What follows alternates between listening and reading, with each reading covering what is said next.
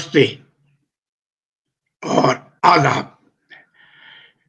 संसद का शीतकालीन सत्र जो 15 नवंबर को शुरू हुआ था और 20 दिसंबर को समाप्त हो गया और बड़ा हंगामेदार रहा।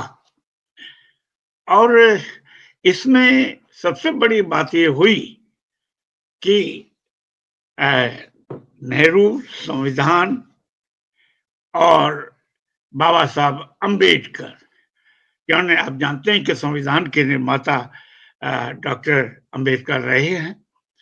तो इन एक तरह से इन तीनों चार चीज़ों को लेकर के हमारा जो शीतकालीन सत्र है, काफ़ी हंगामेदार रहा, धक्का-मुक्की रही, बहुत कुछ रहा। खैर, अब क्योंकि चीज़ें बहुत बड़ी हैं तो अपन तो 2 चीज़ों को लेकर के चर्चा आज करते हैं। पहली चर्चा तो अपन करते हैं कि नेहरू युग में राज कपूर। अब देखिए, मैं ऐसी बात क्यों कह रहा हूँ कि आप जानते हैं कि इसी 14-15 दिसंबर को राज कपूर जो कि बॉलीवुड मूवी के शोमैन माने जाते हैं, उनके भी 100वां वर्ष यानी एक शताब्दी वर्ष शुरू हो चुका है। यानी उनका 100वां जन्म दिवस मनाया जा रहा है देश भर में। बॉलीवुड में उनके पुराने चलचित्र, उनकी बड़ी प्रदर्शनी हो रही है, शो हो रहे हैं और जबरदस्त हो रहे हैं। लेकिन आज हम इस पर चर्चा करेंगे कि नेहरू के ज़माने में राज कपूर के जो फ़िल्मों का सफ़र था, वो कैसा रहा? अब देखिए, मैंने तो राज कपूर को 2-3 बार देखा। एक तो मैंने तब देखा जब 1962 में या 1962 में अ, बम्बई में के उनका जो स्टूडियो था चैम्बूर, वहाँ देखा और आखिरी बार 1987 में दिल्ली में देखा। उस समय एक आयोजन हो रहा था और वो आयोजन था सुनील दत्त का, यानी उन्होंने एक शांति यात्रा निकाली थी बम्बई से अमृतसर और उसमें राज कपूर जी आए हुए थे और बहुत ही सामान्य ढंग से एक कुर्ता पजामा जो होता है, सफेद कुर्ता पजामा पहन रखा था। मैंने देखा उसको और वो उस समय बहुत ही वो दमे के या समा के शिकार हो गए। जब जैसे वो बाहर निकले, सभा समाप्त हुई और वो बाहर आने लगे तो मतलब एकदम से वो गिर से गए। ये मैंने देखा। तो मैंने 2 रूप देखे। उनकी फ़िल्में तो देखी। लेकिन देखिए, उनकी फ़िल्मों की जो सबसे बड़ी बात ये थी कि मैं नेहरू को यूँ क्यों याद कर रहा हूँ? नेहरू का ज़माना 2-3 बातों के लिए याद रखा जाता है। अब देखिए, एक तो ये था समाजवाद, एक था धर्मनिरपेक्षता, एक था वैज्ञानिक समझदारी और बहुलतावाद और यानी उस समय यानी जो एक कॉलोनियल ज़माने का जो भारत था, उसको कैसे प्रगतिशील भारत बनाया जाए, ये एक सबसे बड़ी चुनौती या चैलेंज जवाहरलाल नेहरू के सामने था। और उस युग में राज कपूर साहब ने जो फ़िल्में बनाई, अ, मतलब ज़बरदस्त थी और उनके फ़िल्मों के पीछे जो कहानीकार या स्टोरी राइटर जो ज़्यादा रहे, वो थे ख्वाजा अहमद अब्बास, जो कि उर्दू साहित्य के एक बहुत बड़े लेखक थे, प्रगतिशील लेखक थे और उन्होंने अधिकतर फ़िल्में की कहानियाँ ये ख्वाजा अहमद अब्बास साहब ने बनाई और मजे की बात ये है, उनके भी 110 साल इसी 11-12 दिसंबर को पूरे हुए।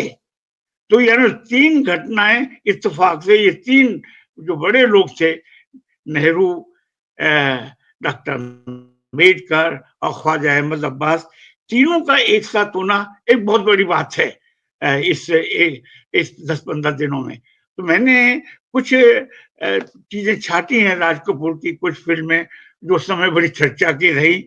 अब जैसे आवारा, क्या पिक्चर थी और आवारा में यानी जो ट्रेडिशनल मोरालिटी थी, और जो जो पुरुष का जो ये कहा जाए वर्चस्ववाद, उसको चुनौती दी थी। और इस तरह से एक बड़े घर का लड़का जो छोटी चाल में जो पैदा होता है और वहाँ उसका जो ये संसार मनोविज्ञान कैसे बनता है, इसकी अद्भुत उन्होंने चित्रण राज कपूर साहब ने किया। फिर इसके बाद आया देखिए श्री 420। श्री 420 कौन नहीं जानता, क्या गाना, मेरा जूता है जापानी और पतलून हिंदुस्तानी, फिर भी दिल है हिंदुस्तानी, सिर पर लाल टोपी फिर भी दिल है हिंदुस्तानी। अब देखिए शैलेंद्र ने क्या गाना लिखा। यानी अब यही जब कि भाई ठीक है, आपकी विचारधारा हो सकता है, लोग जैसा कि हमारे दक्षिणपंथी कहते हैं कि विदेशी विचारधारा है समाजवाद, लेकिन दिल है हिंदुस्तानी। अब दिल यानी यही राष्ट्रवाद और देशभक्ति जिसे बोलते हैं नेशनलिज्म और पेट्रियोटिज्म पूरा इसमें आ जाता है। एक बहुत बड़ी श्री 420। और श्री 420 जो राज कपूर की जो एक्टिंग है वो तो देखने लायक है। और इसी दौर में एक अच्छी फिल्म उन्होंने बनाई जो बच्चों के लिए थी, बूट पॉलिश। अब देखिए बूट पॉलिश में जो जो हाशिए के जो बच्चे थे, जो चालों के बच्चे थे, स्लम के बच्चे थे, उनके बच्चों के सपनों, उनके दुख दर्द को जो सामने उन्होंने परत दर परत उघाड़ा है, सामने रखा, वो तो बहुत ही गजब का है। देख कभी मौका लगे तो आप लोग जरूर देखिए श्री 420। और उसमें जो डेविड की एक्टिंग है और उसमें जो बच्चों की एक्टिंग है, और उसका एक गाना तो आपने सुना ही होगा मैं समझता हूँ, और नन्हे मुन्ने बच्चे तेरी मुट्ठी में क्या है, मुट्ठी में है तकदीर हमारी, हमने किस्मत को बस में किया है। अब देखिए अगर इस गाने का विश्लेषण आप करें तो क्या गजब का है कि हमारी मुट्ठी में तकदीर है और किस्मत को हमने बस में किया है। और वहीं उसमें एक अंतरा एक लाइन आती है, बदलेगा जमाना ये सितारों पर लिखा है। अब देखिए उस समय नेहरू युग में, यानी नेहरू युग में सामंतवादी विचारधारा और उसको फिर कैसे आधुनिक बनाना, ये सब, और उसमें कि बदलेगा जमाना ये सितारों पे लिखा है शैलेंद्र का ये गीत। तो उसमें देखिए राज कपूर ने उस समय की जो मुख्य आवाज थी उसको उन्होंने बूट पॉलिश में पकड़ा। तो कहने का मतलब ये, फिर एक पिक्चर और आई जिसमें उन्होंने एक्टिंग की, राज कपूर और माला सिन्हा ने, फिर सुबह होगी। ये नेहरू युग की है।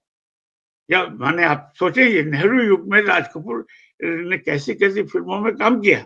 फिर सुबह होगी, और फिर सुबह तो आप जानते हैं उसमें वही कि जो हाशिए के लोग हैं, खासतौर से लोअर मिडिल क्लास उनकी अपर की उनकी रोजमर्रा की जिंदगी को, और उसमें प्रेम, दो यानी स्त्री पुरुष के बीच के प्रेम के रास्ते में क्या क्या समस्याएं आती हैं, फिर उसका वो गाना फिर सुबह होगी होगी।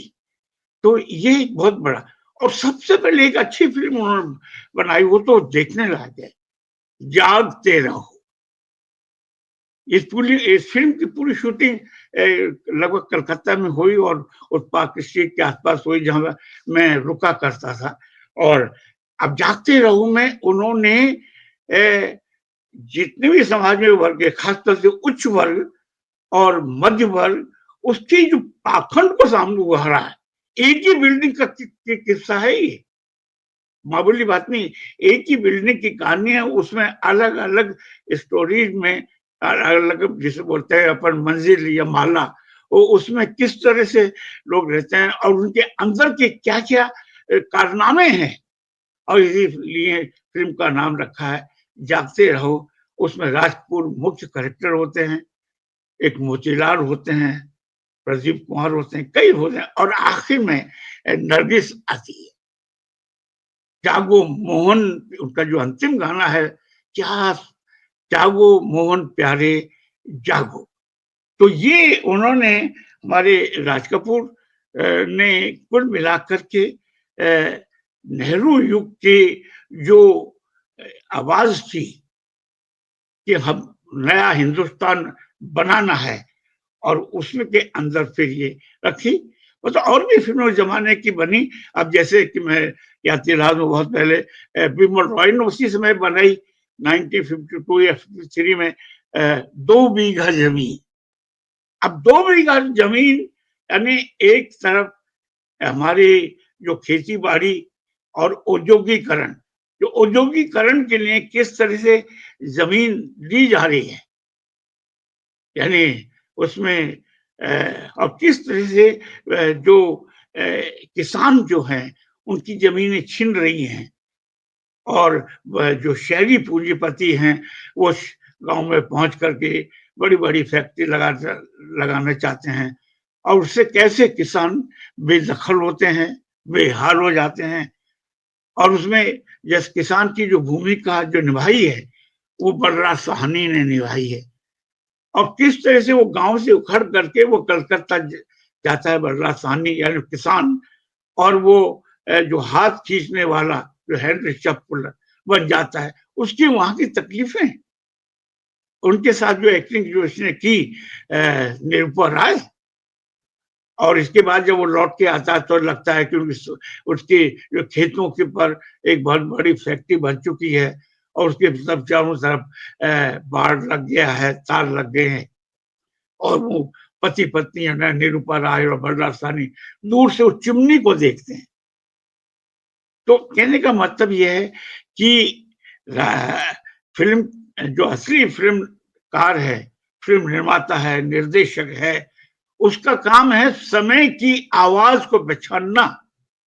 जैसे ख्वाजा अब्बास ने एक और फिल्म बनाई शहर और सपना, उस समय नेहरू जिंदा थे, और ये मैंने 1964 में कलकत्ता में देखी थी कि कि शहर यानी एक जो महानगर की जो समस्याएं होती हैं, किस तरह से गटर में लोग रहते हैं, एक प्रेम पलता है।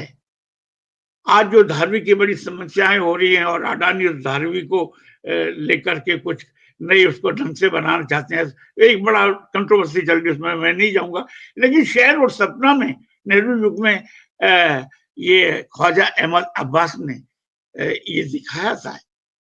तो मैंने तो दोस्तों कि जब इस पूरे नेहरू युग के इस कालखंड को याद किया जाता है, तो जाहिर है कि राज कपूर, नेहरू और ख्वाजा अहमद अब्बास, शैलेंद्र, साहिर लुधियानवी जैसे लोगों का नाम तो आएगा ही। और उसी युग की सबसे एक बहुत क्लासिक मूवी है, वो भी कभी समय लगे देखना, प्यासा, जो कि आपके गुरुदत्त ने बनाई थी। वो भी वही स्थिति है। उसमें भी इन तमाम चीजों को कि पूंजीवाद और समाजवाद के अंतर्द्वंदों को जो दिखाया है उसमें, एक कवि के माध्यम से, कवि के संघर्ष के माध्यम से। और उसका एक गाना बहुत मशहूर है जो मैं आपको बतलाना चाहूंगा, जिन्हें नाज है हिंद पर वो कहाँ है, वो कहाँ है, वो कहाँ है, ये दुनिया अगर मिल भी जाए तो क्या है। तो ये था नेहरू युग। और नेहरू युग के जो मुख्य जो फिल्म निर्माता शोमैन राज कपूर, उसके बाद कई थे। तो दोस्तों मैं आज राज कपूर को इतना ही याद करना चाहूंगा, और मौका लगे तो इस शताब्दी वर्ष में उनकी ये फिल्में जरूर देखें। धन्यवाद।